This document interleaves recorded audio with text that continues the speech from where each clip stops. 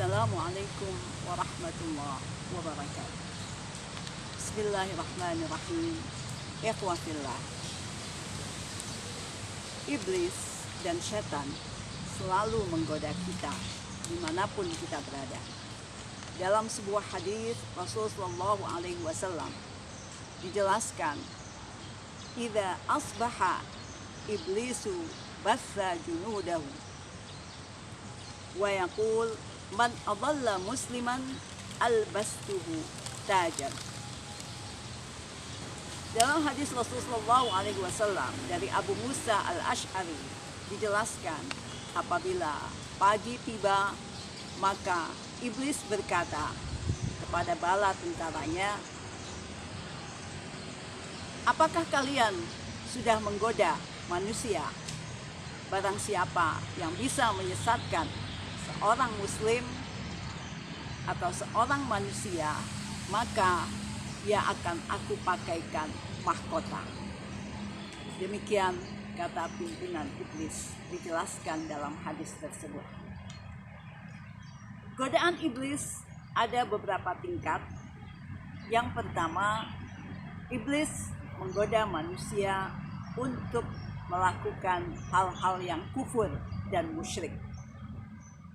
Apabila dia berhasil menjerumuskan manusia kepada kemusyrikan, maka iblis itu akan senang sekali dan terus membantu orang yang telah terjerumus itu melakukan misi-misinya. Apabila dia tidak berhasil menjerumuskan seseorang ke dalam kekufuran atau kemusyrikan, maka dia melakukan tingkatan yang kedua. Tingkatan yang kedua ialah ia berusaha menarik manusia untuk melakukan perbuatan-perbuatan bid'ah. Yang dimaksud perbuatan-perbuatan bid'ah adalah melakukan sebuah inovasi dalam ibadah yang tidak dilakukan pada zaman Rasulullah SAW. Apabila iblis gagal menjerumuskan manusia kepada hal-hal yang bid'ah, maka ia pun melakukan tingkatan yang ketiga, yaitu menjerumuskan manusia untuk melakukan dosa-dosa besar seperti membunuh, berbuat zina, dan lain-lain sebagainya. Jika hal ini dia tidak berhasil, maka iblis melakukan tipu dayanya untuk tingkatan yang keempat, yaitu mengajak manusia untuk melakukan dosa-dosa kecil. Dijelaskan dalam sebuah hadis Rasulullah SAW, "Janganlah kalian menganggap remeh dosa-dosa kecil, karena dosa-dosa kecil itu diibaratkan seorang yang membawa kayu bakar. Jika satu buah kayu bakar itu dikumpulkan menjadi banyak, maka tentu saja kayu bakar yang tadinya hanya satu buah itu, jika dikumpulkan, ia mampu membakar sesuatu dan menyalakan api yang besar." Demikian hadis Rasul.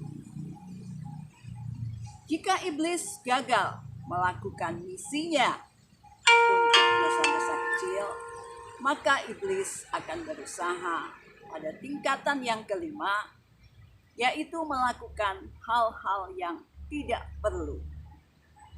Contoh, berlama-lama menggoda manusia untuk asik nonton sinetron, berlama-lama untuk shopping di mall, dan lain-lain sebagainya. Jika ini tidak berhasil, maka iblis pun berusaha melakukan tipu daya yang keenam, yaitu mengalihkan perhatian manusia untuk melakukan amalan-amalan yang utama dan melakukan hal-hal yang tidak perlu. Contoh, bila tiba datang waktu sholat, dia berusaha mengalihkan perhatian kita agar tidak segera sholat tepat waktu.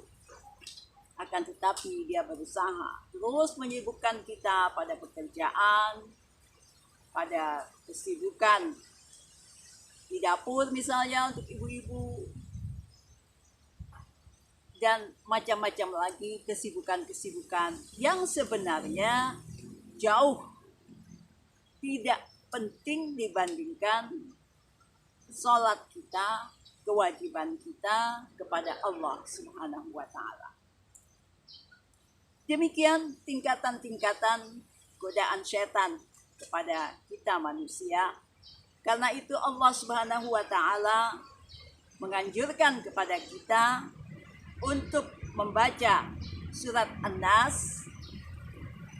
A'udzu billahi minasyaitonir rajim. Qul a'udzu birabbin nas, malikin nas, ilahin nas, dan seterusnya.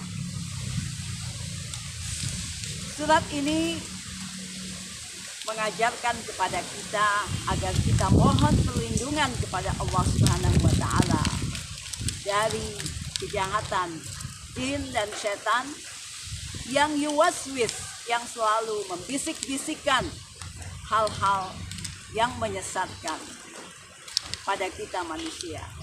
Apakah itu jin dan setan yang sebenarnya, ataukah manusia yang bertingkah laku seperti jin dan setan? Semoga kita dilindungi oleh Allah Subhanahu wa Ta'ala dari gangguan-gangguan setan dan iblis, sehingga kita tidak menjadi temannya di neraka. Na'udzubillahi min dzalik. Wassalamualaikum warahmatullahi wabarakatuh.